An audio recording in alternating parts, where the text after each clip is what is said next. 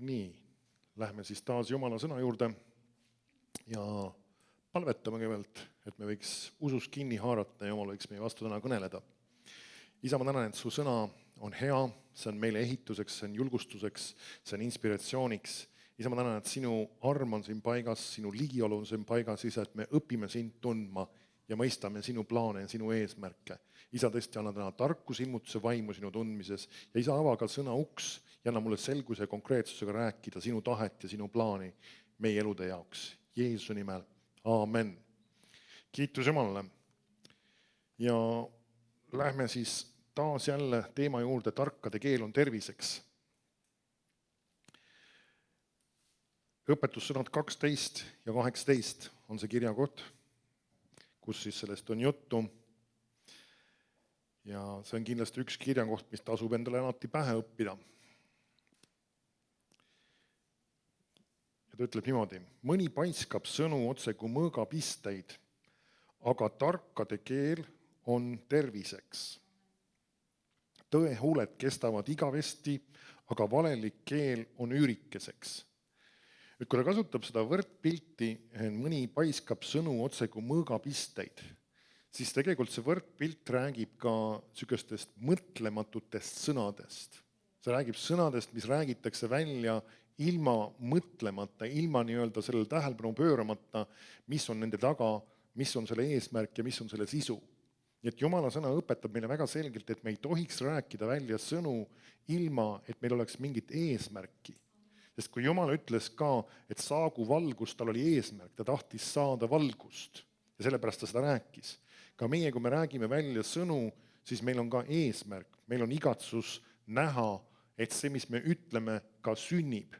Ja see peaks olema siis muidugi, et me räägime välja positiivseid asju. Sest et kui me räägime negatiivseid asju, siis me kindlasti ei tahaks, et need sünniksid, aga me peame arvestama, et see, mis me räägime, see on see, mis me ka saame. Ja ta ütleb, et tarkade keel on terviseks või nagu mõni tõlge ütleb, siis ka tervenemiseks. Järelikult meie sõnad võivad tuua tervenemise. Ja tegelikult, kui me seda teeme usus, siis mitte ei võivad, vaid ainult me võime öelda ka, et nad toovad tervenemise. Nüüd läheme paari teise kirjakoha juurde. Ja see on siis teine tuntud salm, mida ma olen palju kasutanud, õpetussõnade 18:20. Ütleb niimoodi. Oma suu viljast saab mehe kõht täis, ta küllastub oma huulte saagist. Surm ja elu on keele võimuses ja kes seda armastab, saab süüa selle vilja. Niisiis me võime näha seda, et meie siis nii surm kui ka elu on antud meie keele võimusesse. Vahest mõni ütleb, et aga meile sünnib ju lihtsalt see, mis on Jumala tahe. Täna ma räägin ka ühest kirjakohastusest, ma olen varem ka rääkinud, et tegelikult meil ei sünni automaatselt Jumala tahe, vaid meile sünnib see, mida meie usume ja ütleme. Ja vahetevahel see kahjuks ei pruugi olla Jumala tahe ja see on üks kurb asi, et inimesed vahest võivad rääkida asju, mis tegelikult ei ole Jumala plaan nende elu jaoks ja kahjuks ikkagi see sünnib neile. Ja vaatame korra Hebra 3:1. Ma olen paari nendest asjadest ikka varem rääkinud, aga nüüd see on väga oluline, et me uurime seda, mis me pöörame tähelepanu, mitte ainult ei uuri, vaid pöörame tähelepanu sellele, mis me ka välja ütleme. Hebra 3:1 ütleb niimoodi.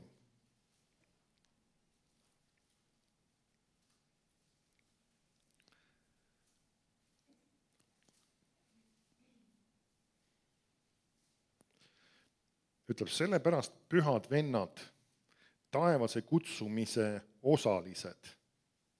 Ja siis järelikult see on ka meile räägitud.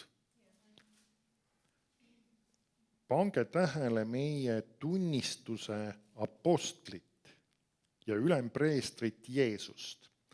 Nüüd mõne inimese jaoks võib-olla kõlavad need salmid ja need sõnad natuke liiga keerulisena või liiga vaimulikuna. Aga selgitame need lahti, eriti just teise osa. Ta ütleb, et pange tähele meie tunnistuse apostlit. Nüüd see sõna tunnistus, Piibel räägib pattude tunnistamisest ja see on väga paljud inimesed on sellega tuttavad. See on see, et sa tunnistad, sa tunnustad, et see, mis sa tegid, see oli vale.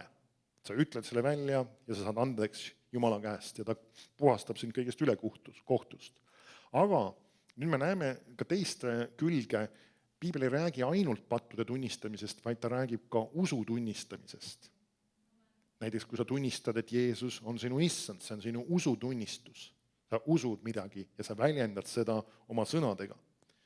Aga nüüd ta nimetab teda tunnistuse apostliksi. Nüüd seesama sõna tunnistus siin selles kontekstis tähendab ka samade asjade rääkimist. Kui sa algteksti läheksid, siis see on see, mis sa leiad selle sama sõna koha peal, selle tähendus just. Samade asjade rääkimine.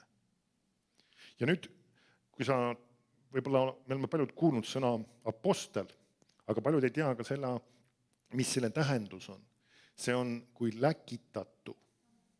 Niisiis, me näeme seda, et Jeesus on läkitatu ja see on seotud meie tunnistusega. Sellega, et me räägime samu sõnu. Siis ilmselgelt samu sõnu kellega?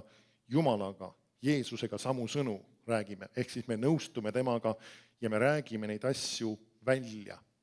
Niisiis ta on meie tunnistuse apostel, see tähendab seda, et ta on läkitud. Kui Piibel räägib ka sellest, et tema tunnistab meist oma isa ees või meie isa ees ka, taevas isa ees. Et siis see, mida tema tunnistab isa ees, on sõltuvuses sellest, mida meie välja räägime. Et siin on väga oluline seos just see, et ta nimetab teda siis tunnistuse apostliks, et me räägime samu asju. Nüüd jätame selle meelde ja lähme nutulauludesse. 3. peatükk ja 37. salm. See võib-olla ei ole niisugune raamat, mida sa väga sageli loed, aga vahest sealt midagi huvitavaid asju leida. Saame aru, et Jumala sõnas on väga mitmeid asju. Nutulaulud 3.37. Peame meeles siis seda, et me peaksime rääkima samu sõnu nagu Jeesus. Nüüd ütleb siin 3.37. Kes ütleb, et midagi sünnib, ilma et issand käsiks. Tähendab seda, et me näeme seda, et kui me midagi oleme ütlemas, siis järelikult selle taga peaks olema issanda käsk või siis see, et tema on andnud selleks meile voli. Nüüd see on üks asi, mis on, ma arvan, et nende inimeste elus vägagi levinud ja vahest isegi natukene mööda vale praktika olnud, kes on kuulnud usu tunnistamisest ja kes on kuulnud sellest, kui oluline on rääkida välja Jumala sõna. Aga me peaksime küsima seda, kas Jumal on meile andnud ka volituse selle asja koha pealt.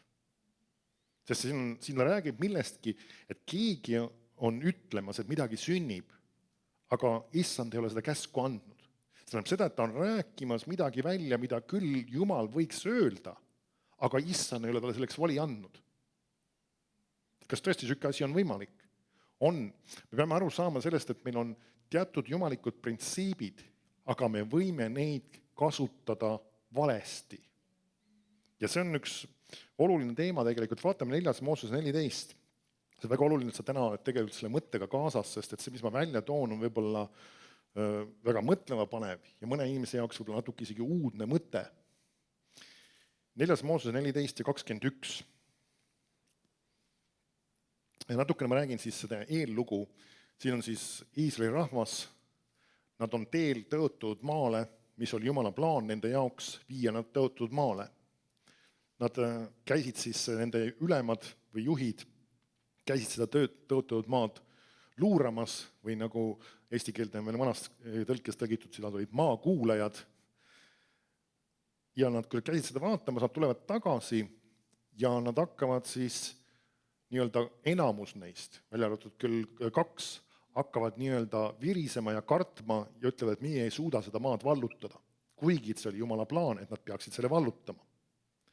Ja nüüd, kui nad on sellisel kombel tegelikult Jumala ees rääkinud negatiivseid asju ja selle sama koha peal me saame aru, mõõt saab täis. Ja see on see koht, kus ma nüüd loen seda 4. Mooses 14:21.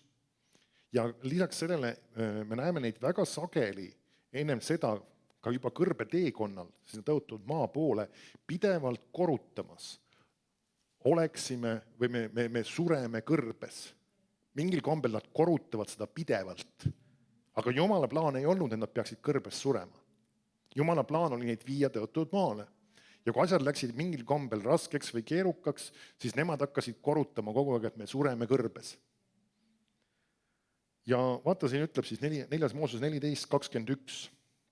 Aga nii tõesti, kui ma elan ja kogu maailm on täis Jehova auhiilgust. Ükski neist meestest, kes on näinud mu auhiilgust ja tunnustähti, mis ma tegin Egiptuses ja kõrbes, aga kes sellest hoolimata on mind kiusanud 10 korda, ega ole võtnud kuulda mu häält, ei saa näha maad, mille ma vandega olen tõotanud anda neile vanemaile. Ükski, kes mind on põlanud, ei saa seda näha. Aga mu sulase Kaalebi viin ma sellele maale, kus ta on käinud ja tema sugu pärib sellepärast, et temas on teistsugune vaim ja tema on kõiges mulle järgnenud. Amalekid ja kaanlased elavad ju orus. Homme pöörduge ümber ja minge teele kõrbe poole mööda Kõrkjamere teed. Ja Jehova rääkis Moosesega ja Aaroniga öeldes, kui kaua peab mul olema kannatus selle halva kogudusega, kes nuriseb mu vastu. Iisraeli laste nurinaid, kuidas nad nurisevad mu vastu, ma olen kuulnud. Ütle neile, nii tõesti, kui ma elan, on Jehova sõna, et nõnda nagu te minu kuuldes olete rääkinud, nõnda ma teen teiega. Nüüd paljud inimesed ütlevad seda, et no eks Jumala tahe ikka sünnib meile. Nüüd, kui me räägime midagi sellist, mis on vastuolus Jumala tahtega, siis meil ei pruugi sündida Jumala tahe. Nüüd siit tuleb üks huvitav, võib-olla üks tõde, mis võib-olla kõlab lausa skandaalsena. Ja see tõde on see, et kumb määrab selle, mis sinu elus sünnib. Kas see, mis on Jumala sõnas kirja pandud, või mis on Jumala tahe, või see, mis sina ütled. Nüüd enamus ütleks automaatselt, see, mis on Jumala tahe ja mis on Jumal oma sõnas kirja pannud, see sünnib meile. Aga tegelikkuses me näeme väga selgelt, et meile sünnib see, mida meie usume ja ütleme. Isegi kui Jumala tahe on teistsugune. Nüüd sellepärast me peaksimegi uskuma ja ütlema Jumala tahet, et Jumala tahe meie elus sünniks. Kõik, mis meie elus ja meie ümber on tänasel päeval sündimas, ei pruugi alati olla Jumala tahe. See, mis on meie maailmas nii-öelda sündimas, õnnetused, hädad, katastroofid, need ei ole Jumala tahe. Amen. Ja sellepärast Jeesus õpetabki meid, et me paluksime, et Isa, sinu tahtmine sündigu maa peal, nõnda nagu taevas. Sest et seda ei ole täna toimumas, see ei ole sündimas. See, et inimesed on haiged, vaevatud, koormatud, segaduses, depressioonis, see ei ole Jumala tahe. Meil on vaja paluda, meil on vaja uskuda, et see võiks saada muudetud. Nüüd me näeme siin, nemad oma rumaluses ja oma uskmatuses oli nüüd korrutunud kogu aeg seda, et me sureme kõrbes.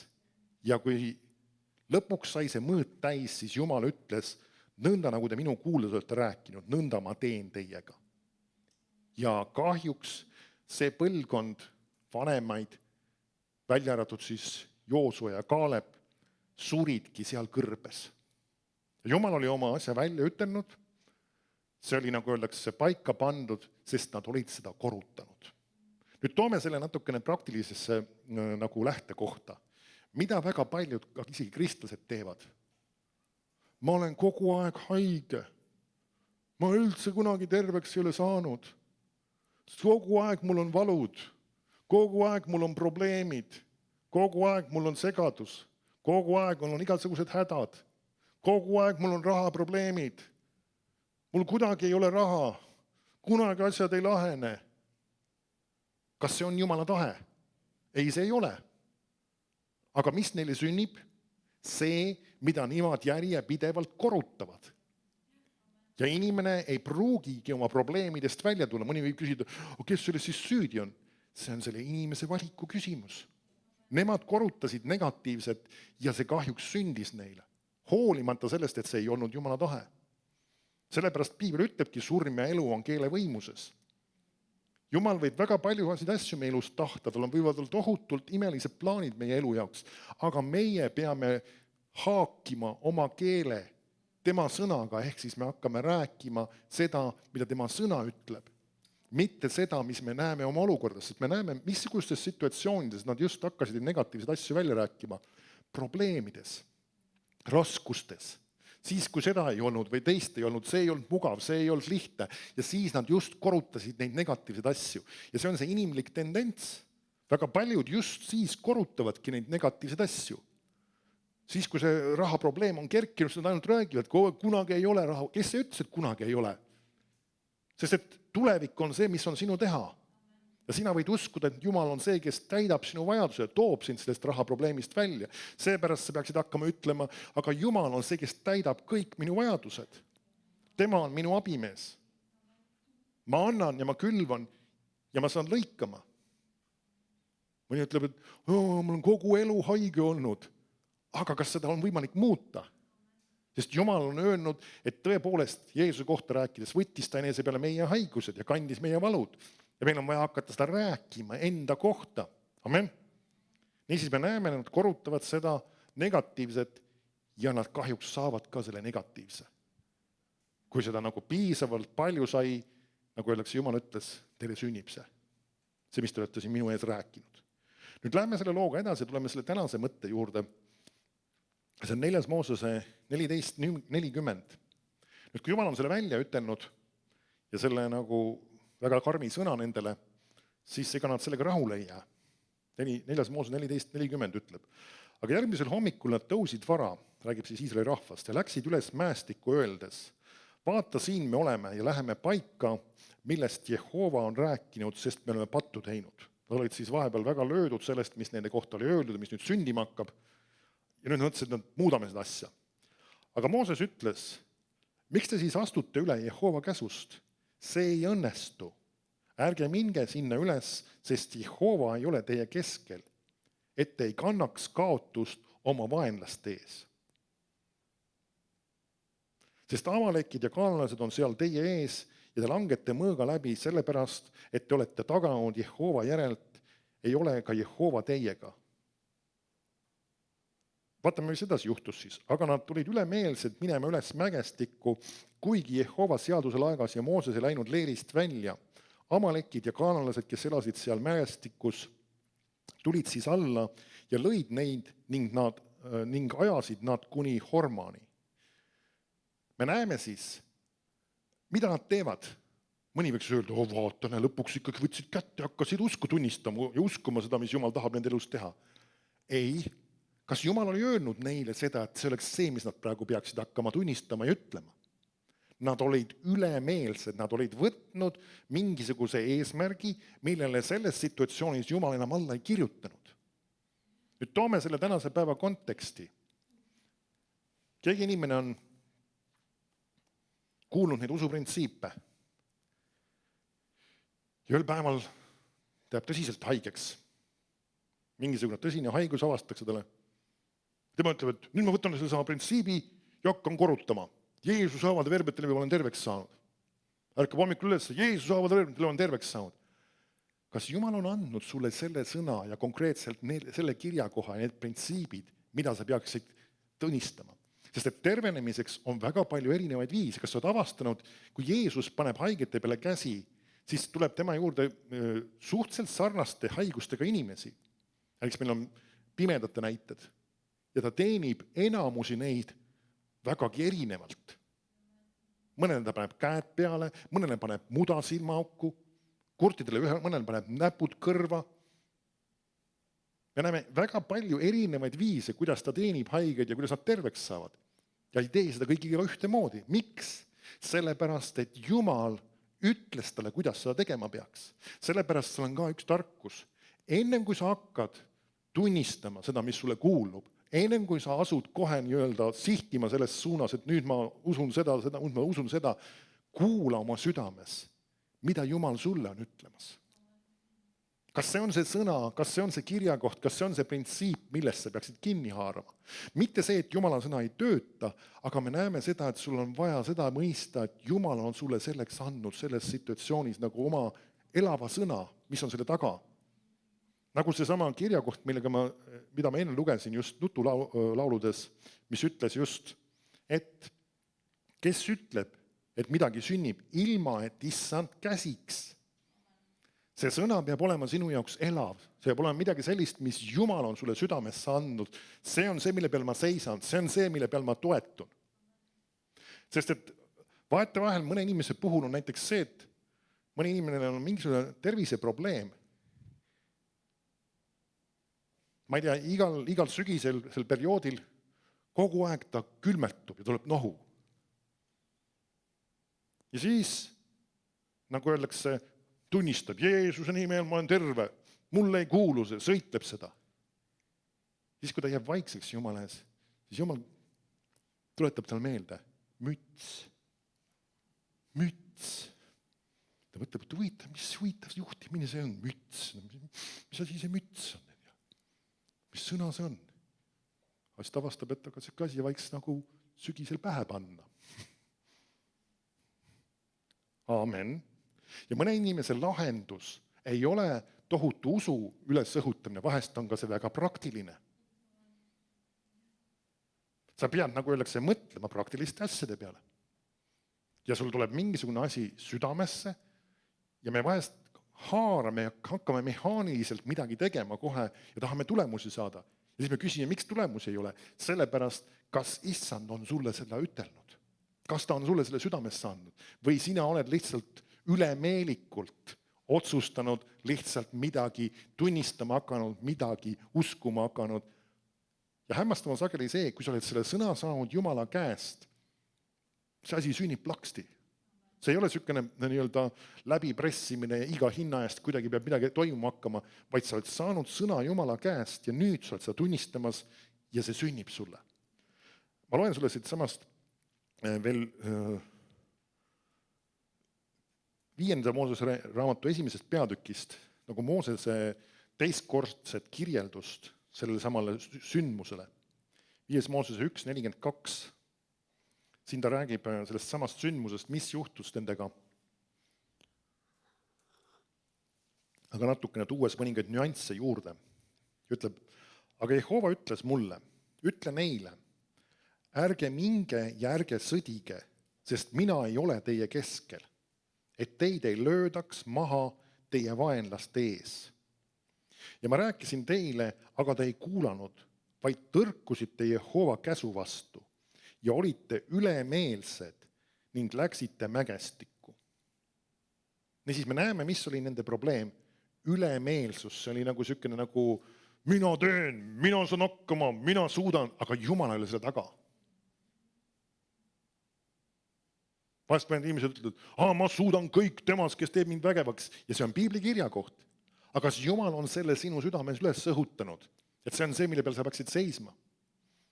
Keith Moore on kunagi rääkinud, on Ameerika Ühendriikides üks jutlustaja, üks huvitava loo, kus aastaid tagasi ta oli nõustamas telefoni teel ühte naisterahvast, kes helistas sinna, et saada nõu ja abi.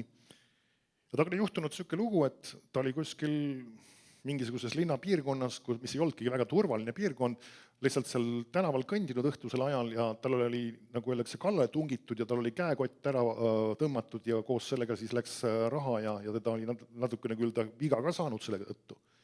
Ja ta oli nii liimist lahti ja kuidagi nuttis ja halas seal telefoni otsas ja lõpuks, kui ta suutis seda rahustada, siis ta hakkas taga rääkima, et nagu mis juhtus. Ja tema nagu kõige suurem probleem isegi ei olnud see, et raha varastati või käekott varastati ära, vaid see, et miks see temaga juhtus.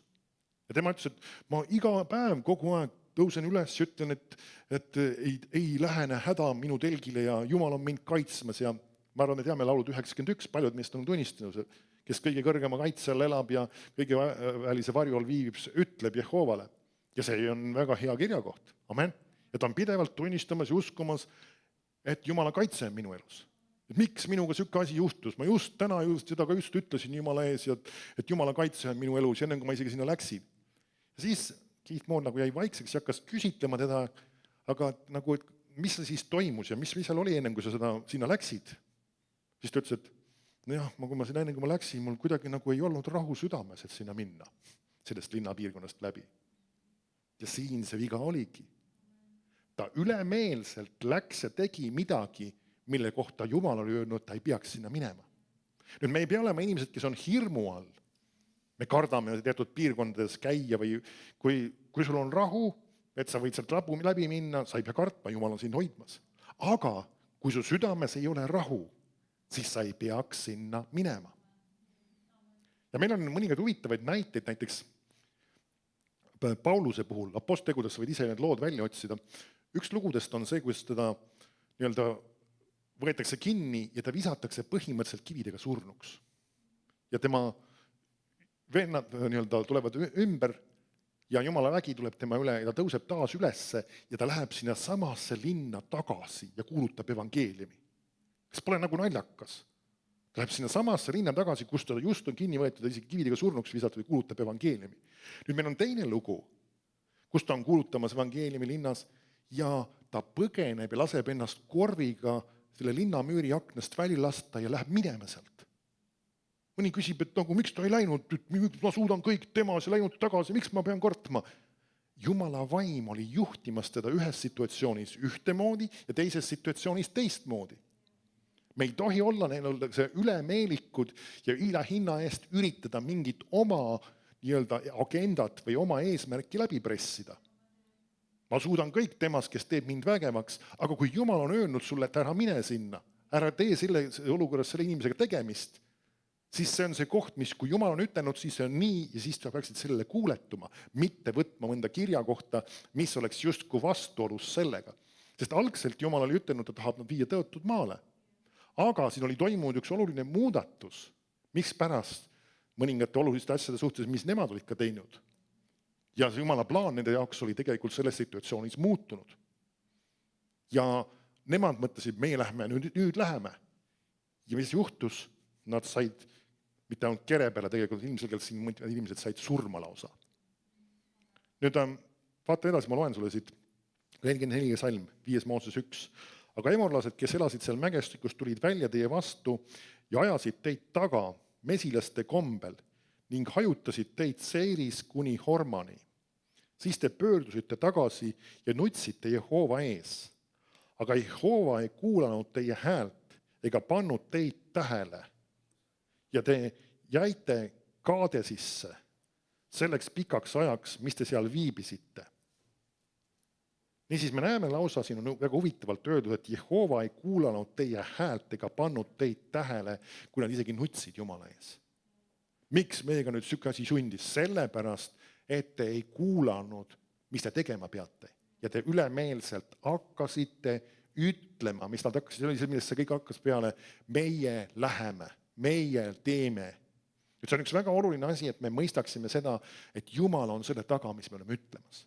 Niisiis, iga kord, enne kui sa haarad Jumala sõna printsiipidest kinni, et saada terveks, tulla mingist olukorrast välja, ära kiirusta kohe valima oma lemmikkirja kohta, oma lemmikmeetodit, oma lemmikprintsiipi, et seda kohe nüüd rakendada, vaid jää vaikseks ja kuula, mis Jumal on sulle ütlemas. Nüüd, kuidas ta on ütlemas sulle? Vaata korra tuttav kirja kohta Rooma 8.14. Roomlastele 8. peatükk. Nüüd mõni ütleb, et kas sellel on tõesti tervenemisega seos? See on tegelikult päris oluline seos.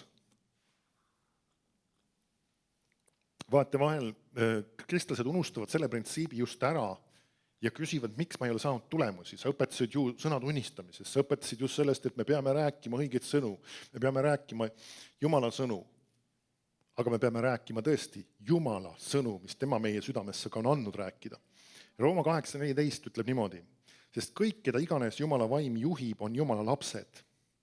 Sest te ei ole saanud orjapõlve vaimu, et peaksid jälle kartma, vaid te olete saanud lapsepõlve vaimu, kelles me hüüame Aba isa. Seesama vaim tunnistab ühes meie vaimuga, et me oleme Jumala lapsed. Nüüd ta räägib sellest, et meil on tunnistus. Teine sõna võiks olla ka selles situatsioonis teadmine. sinu südames, et sa oled Jumala laps. Ja ma arvan, et me mõistame seda väga lihtsalt, kui sinu käest küsitakse, kas sa tead, et sul on igavene elu, kas sa oled ühel päeval minemas taevasse, kui sa sured. Ja tegelikult see on üks väga oluline printsiip, vahest mõned kristlased arvavad, et nad lähevad saavad igavese elu alles sel päeval, kui nad surevad. Ei, sul on vaja täna on sul vaja igavest elu. Siis, kui sa juba lahkud, siis on hilja seda otsida. Aga seesama, et sul on see tunnistus, sul on see teadmine sinu südames. Ja see on viis, kuidas püha vaim meiega kõnelebki. Ja kui ma räägin sellest, et kas püha vaim on sulle seda südames andnud, siis see on see, mis ma mõtlengi, et sa koged oma südames rahu. Ma peaks nii tegema. Või vahest sa koged rahutust, ma ei peaks nii tegema. Samamoodi nagu sellistes situatsioonideski, siin on mingisugune asi, vajab lahendust. Jumal kindlasti tahab sind terveks teha, see on tema plaan sinu jaoks. Aga kuidas, mis viisil? Väga paljud kristlased leiavad, aga ma pean kindlasti minema selle pastori juurde ja see paneb mu peale käed ja siis ma saan terveks. Kas Jumal on sulle seda ütelnud? Kas see on su südames? Lisaks sellele meie usk ei ole mitte selles pastoris või selles jutlustajas, vaid meie usk peab olema Jumala sõnas. Ja vahetevahel tuled selle inimese juurde ja tahad, et paneks käed tema peale. Kas sa märkad, näiteks Jeesus ei teinud alati seda, mis temalt paluti, et ta teeks inimestele. Ta ei pannud alati kõigi peale käed, nagu talle öeldi, vaid ta tegi seda, mida Jumal talle andis südamesse. Ja mõnes situatsioonis vahest ta ütles lihtsalt neile, mine koju, sa oled terve. Ja ta ei pannud üldse neile käsi peale. Ja mõned inimesed lausa võib-olla pahandavad, miks pastor ei palunud mu eest, miks ta minul käsi peale ei pannud. Aga sellepärast, et Jumal ei andnud talle südamesse. Ja ongi kõik. Sest meie usk ei ole mitte selles konkreetses meetodis, vaid selles, et Jumal on see, kes on sinu tervendaja ja annab seda sellisel viisil just teha, nagu see on õige ja vajalik. Vaatame ühte sükest tõsisemat kirja kohta Jesaja raamatust 14. peatükist, mis näitab seda just, missugune näeb välja seesama ülemeelik või mitte ei saanud lihtsalt ülemeelik, vaid lausa uhke käitumine. Sest et see ei olnud mitte ainult ülemeelikus, vaid see oli uhke. Jesaja 14 ja 13. Sest et neid motiveeris Iisraeli lapsi selles situatsioonis just sükene uhkus, meie läheme nüüd vallutame ja me teeme just vastupidiselt seda, mida Jumal oli ütelnud. Enne kui ta ütles, et me peame minema, siis me virisesime ja vingusime, et me ei lähe ja kui nüüd ta ütleb, et ei lähe enam sinna, siis me otsustame vastupidi, et me nüüd jälle läheme. Ja tegelikult see on väga omane tegelikult Iisraeli rahvale kahjuks olnud selles ajas, kus nad just tegid risti vastupidi. Jumal ütles neile, minge korjake nendel päevadel mannat ja nemad, mis nemad tegid ja kui öeldi, et nagu öeldakse, laupäevasel päeval ei peaks seda tegema, siis nemad läksid ja muidugi tegid seda jälle.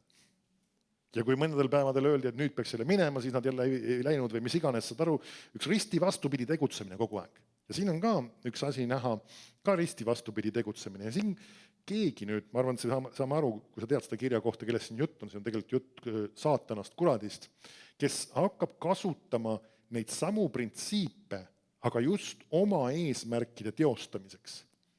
Need Jumala sõna printsiibid ei ole meile selleks, et oma eesmärke teostada. Mina ütlen, mina saan, mulle sünnib. Sulle sünnib see, mida sina ütled vastavalt Jumala sõnale. Amen. Jesaja 14:13 ütleb, rääkides siis saatanast. Sina mõtlesid oma südames. Nüüd enamus tõlked ei kasuta siin väljendit, sa mõtlesid, vaid nad kasutavad väljendit, sa ütlesid oma südames. Ja meil on päris sageli tegelikult Piiblis paar korda isegi veel, kus on sarnasel viisil, kus on sõna mõtlema, on tegelikult mõtlema ja ütlema isegi. Siin ütleb, sa mõtlesid või ehk siis sa ütlesid oma südames, ma tõusen taevasse kõrgemale Jumala tähtedest, ma tõstan oma aujärje, ma istun kogunemismäele kaugel Põhjamaal. Ma lähen üles pilvede kõrgustikele, ma teen ennast kõige kõrgema sarnaseks. Kas sa märkad nüüd nendes salmides on pidevalt fraas mina või ma. Mina tõusen, ma tõstan, ma istun, ma lähen, ma teen. Ja mida ta tegi? Ta ütles seda. Järelikult me saame aru, ta oli pihta saanud ühest printsiibist. Jumal tegutseb printsiibiga, usun südames ja ütlen suuga. Aga see, mida ta tahtis teostada, ei olnud Jumala käest tulnud. Jumal ei andnud meile kellegile voli sellisesse kohta ei tõusta ega astuda ega istuda. Ja seda ei saa meest mitte keegi. Ja nüüd, kui ta oli tõusnud sellisel kombel, nagu öeldakse, ja hakanud selliseid asju rääkima, mis oli selle tulemus? Aga sind tõugati alla surmavalda, kõige sügavamasse hauda, kes sind nägid, silmitsevad sind, vaatlevad sind üksi silmi. Kas see on see mees, kes pani maa värisema, kuningriigid vabisema, kes tegi ilmamaa kõrbe sarnaseks ja kiskus maha selle linna, kes oma vange ei lasknud koju? Sa võid näha tegelikult, kui sa uurid natuke piiblit, väga selgelt see on tegelikult jutt saatanast. Ta korutas teatud asju välja, mis ei olnud Jumala plaan ja tegelikult sellele järgnes lausa kohtumõistmine. Me peame aru saama, see ei ole, nagu öeldakse, lihtsalt ükstakõik, mida me korutame, mida me räägime. Amen? Ja ka isegi, kui sa võtad lihtsalt ühe Jumala sõna printsiibi, aga Jumal ei ole sulle selles situatsioonis selleks voli andnud, ta ei ole sinu vastu otseselt kõnelenud, siis see ei ole tegelikult korrektne. Amen? Vaatame Johannese 14:10. Kuidas Jeesus nüüd seda printsiipi õieti rakendab.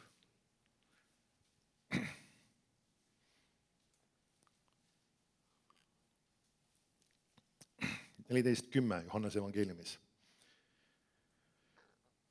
Jeesus ütleb, kas sa ei usu, et mina olen isas ja isa on minus? Neid sõnu, mida ma räägin, ei räägi ma iseenesest,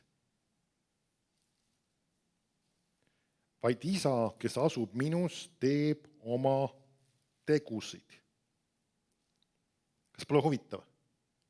Ja siis Jeesus kirjeldab mingis mõttes ka oma teenistust ja oma elu ja ütleb, et mina olen isas ja isa on minus. Ja siis ta ütleb neid sõnu, mida ma räägin. Siis järelikult kõik Jeesuse sõnad, mis ta on rääkimas, need ei ole lihtsalt, mis ta tal sült suhu tõi, või tuli lihtsalt tahtmine mingit jutukest rääkida, vaid ta ütleb, ma ei räägi ma iseenesest, vaid isa, kes asub minust, teeb oma tegusid. Või kui sa vaatad Johannese 12:49, toob võib-olla selle nagu mõne nüansi siia juurde veel. Ja Jeesus ütleb siin veel sellisel kombel,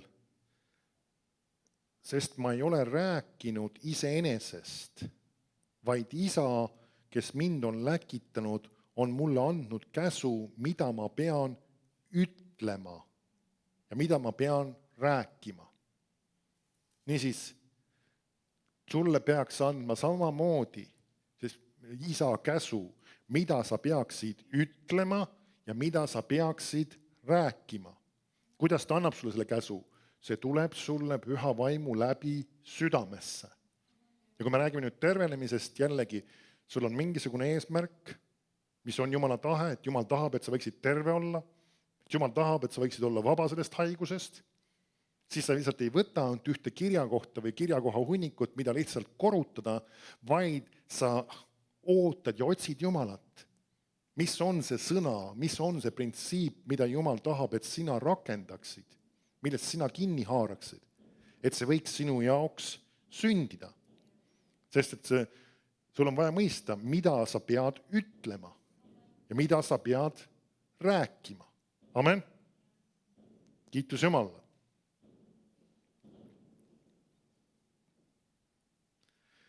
Niisiis, me ei tohiks olla ülemeelikud, nagu oli Iisraeli rahvas, ja kindlasti mitte sellise uhke hoiakuga, nagu lausa saatan oli, kes ainult korutas maa teen, maa tõusen, maa saavutan, vaid me peaksime saama selle sõna Jumala käest. Ja see on see, mida me peaksime tegema. Amen. Vaatame ühte kirja kohta veel, mis väga hästi seda printsiipi näitab meile. Ja see on 2. kuningate raamatu 5. peatükis ja 10. salmis. 2. kuningate 5 ja 10. salm. Ma natukene räägin seda eellugu. Siin on üks Naaman siis, riigijuht võiks öelda või kuningas tol ajal ka, kes oli pidajatõbine. ja ta on kuulnud siis erinevate inimeste kaudu, tegelikult ühe väikse tüdruku kaudu lausa, et Iisraelis on üks Jumala prohvet, Eliisa, kelle kaudu Jumal teeb haigeid terveks. Ja lõpuks erinevate situatsioonid läbi, ta lõpuks jõuab sinna Eliisa juurde. Ja esitab soovi, et tema tahaks terveks saada.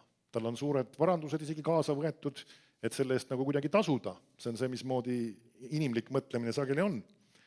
Ja kui ta on sinna jõudnud, sinna tema ukse taha, siis Eliisa ei lähe isegi mitte välja tema juurde.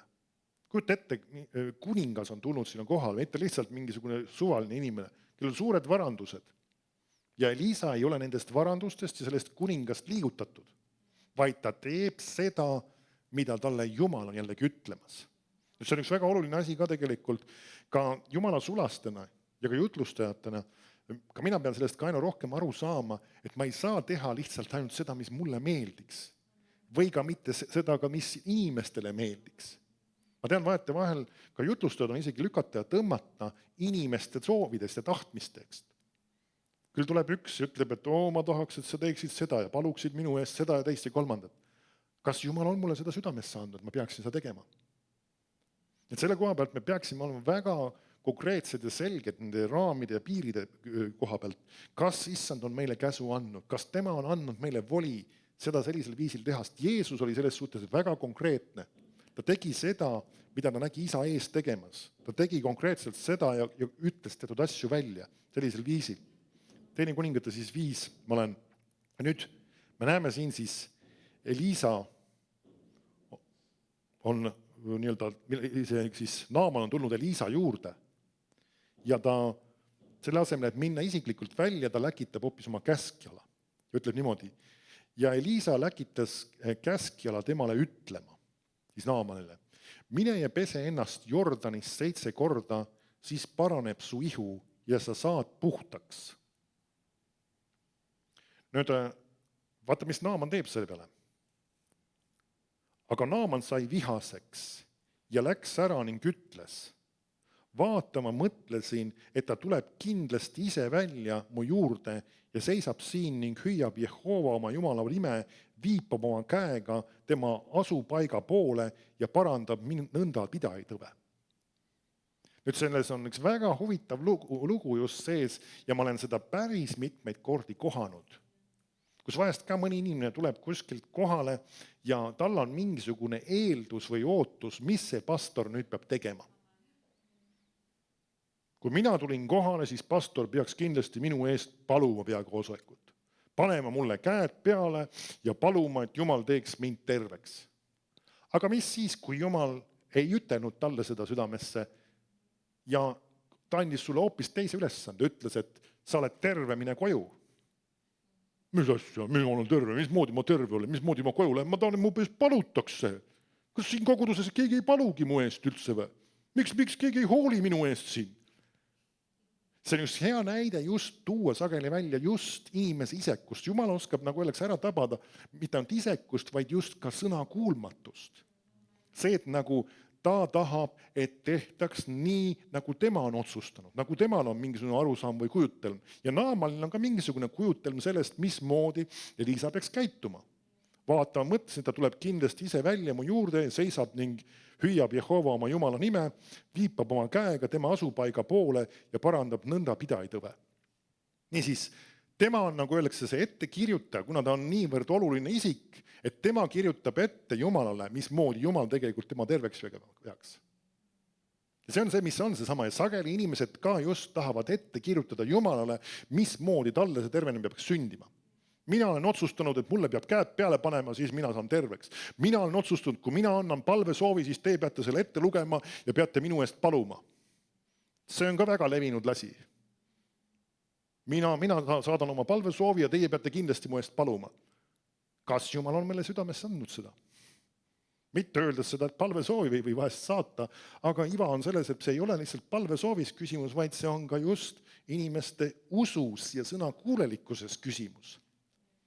See, et nad on valmis, kui öeldakse, mine pese ennast nii-öelda selles jões, siis nad on valmis seda ka tegema.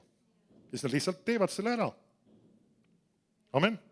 Nii et see on seesama, mis on tegelikult Naamani puhul, et ta lausa vihastas selles situatsioonis.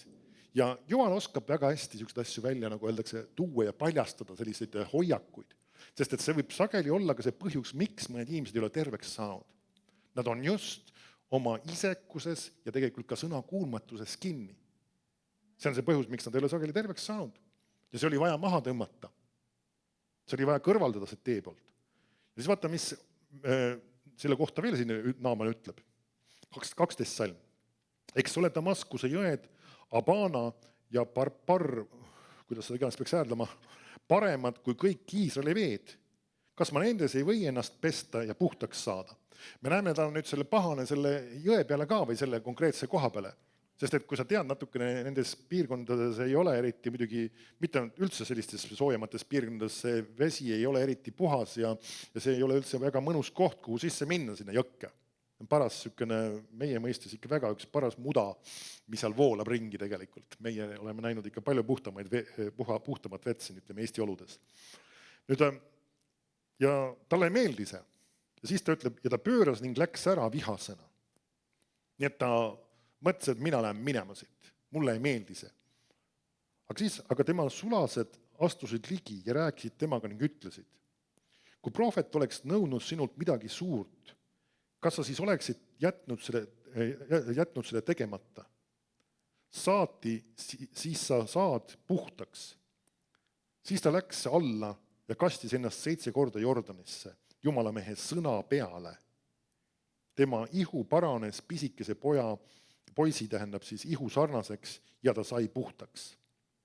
Kas sa märkad, mis on selle loo võti? Sõna peal tegutsemine. Siis saame aru, vanas lepingus oli see, prohvet oli see, kelle kaudu tuli see sõna. Uues testamendis meil ei ole enam vaja, et prohvet peab alati asju ütlema, vaid püha vaim räägib sinu südamesse esmalt asju. Ja nüüd, kui ta kuuletub sellele sõnale, mis välja räägiti selles situatsioonis, siis asi laheneb. Sinnamaani, kui ta lihtsalt vihastab ja tahab, et asju tehakse nii, nagu tema tahab, ei sünni midagi. Ja talle just esitatakse väljakutse, et ma loen uuesti selle sama koha. Kui prohvet oleks nõudnud sinult midagi suurt, kas sa siis oleksid jätnud tegemata? Niisiis, vahest inimesed, tal olid need samad suured kangad ja varandused kaasa võetud. Ta oli valmis neid kohe andma, kui oleks neid küsitud. Ja muuseas, me näeme pärast, prohvet ei ole nõus neid vastu võtma. Sest et üks asi, mis on ka oluline, me ei saa kunagi kedagi terveks teha sellepärast, et kellegi käest raha saada. Raha ei tohiks kunagi tervenemist motiveerida. See on üks asi ka, kui sina oled tulevikus ka haigeid teenimas või ütleme, panemas haigete peale käsi, siis sa ei tohiks kunagi selle eest raha võtta. Sest et see on tasuta. Jeesus ei võtnud meie käest mitte midagi selleks, et sina võiksid terveks saada. Ja see on tasuta. Kui keegi inimene, ma ei tea, tahab sind õnnistada, ma ei tea, sellepärast, et sa sõitsid kohale, et vaeva näha ja sinu kütukulu midagi taolist maksta, see ei ole katastroof, kui ta teeb siire südamega, aga ta ei tohiks maksta igal juhul mingisuguse tervenemise eest, mitte raasukestki. Et see on väga oluline selle juures. Aga et just see on see sama printsiip, mis siit ka päästab hiljem välja. Aga me näeme tagasi vaadates uuesti selle loo peale siis, et nii kui ta selle sõna põhjal tegutseb, ime sünnib. Jumala sõna põhjal. Kui Jumal on midagi ütelnud, et see peaks nii olema, siis meil on vaja tänasel päeval täpselt samamoodi Jumala sõna. Me lihtsalt ei rakenda mingit printsiipi nii, nagu meile meeldib, nagu meie tahame, nagu meile tundub, vaid Jumal on tänasel päeval ütlemas meile konkreetselt. Tee seda, võta see printsiip, võta see kirjakoht, hakka seda tunnistama, haara sellest kinni. Amen. Või tegutse sellisel viisil. Mine palu või valuge selle inimesega koos ja nõustuge, et see asi saab lahendatud. Või võta aega, et süveneda teatud kirjakohtadesse, printsiipidesse, tõdedesse, võib-olla nädalate viisi, kuude viisi.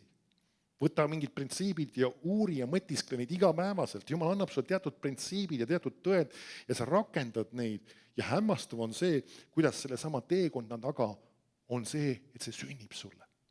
Sest et sa oled selle sõna peal tegutsenud. Meil ei ole vaja lihtsalt oma ego ja oma tahtmist teostada, vaid meil on vaja Jumala käest sõna. Meil on vaja sõna. See, et Jumal on sulle öelnud, tee nii, tegutse nii, et sa ei oleks ülemeelik nagu Iisraeli rahvas, et ma lihtsalt lähen ja teen, mina võidan, mina saavutan, mina jõuan, mina saan kätte selle. Ei, vaid sellepärast, et Jumal ütles, nii tuleb tegutseda. Ja see on see, mis annab tulemusi. Amen. Et me ei tohiks olla sellise valehoiakuga, vaid me peaks olema need, kes haaravad Jumala sõnast kinni ja saavad selle tulemuse sellepärast, et Jumal on meile seda ütelnud. Lähen tagasi sinna Nutulaulude raamatusse. Huvitav kirjakoht, aga see oli siis 3.37. Nutulaulud 3.37.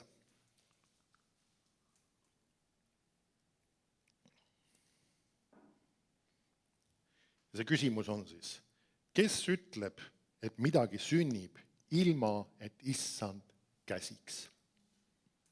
Ära ütle, midagi sünnib, kui issand seda ei ole käsknud. Sul peab olema Jumala elav sõna, mis on sinu südamesse tulnud, see printsiip, see tõde, see viis, kuidas sa asju teed ja sa näed varem või hiljem tulemusi. Amen. Jumal on hea ja tema sõna on meile õnnistuseks. Amen.